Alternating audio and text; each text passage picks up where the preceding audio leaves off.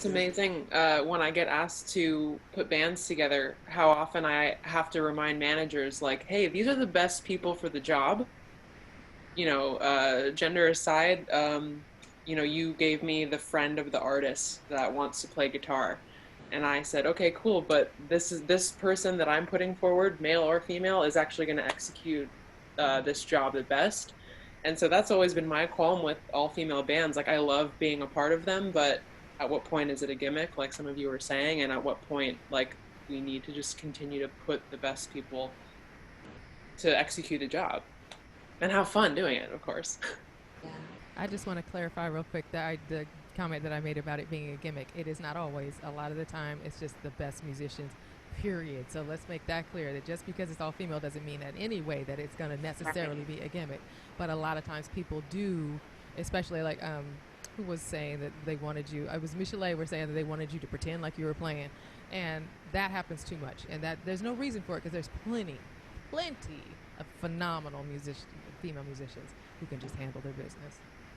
But also, talking about that, some people are really scared to even talk about this subject because, like, one of my close friends was like, well, be careful because I don't want them to take away your job or you won't get no jobs. And I was like, oh, no, I'm not, shading or like throwing any shade on like the artist or anything like that. I'm so happy that Beyonce had the first female band, and like because of Prince having Sheila E.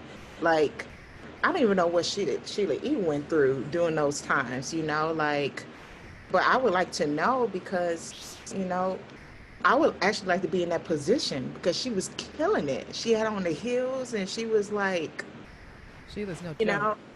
No joke. But I do feel like we do need to have men and women together and killing it, because I know some women musicians who is right there with the OGs that are OGs for the women. Like they got it. So like, give us a chance. Like that's all it is. It's just give us that opportunity. Like, some people don't even want to,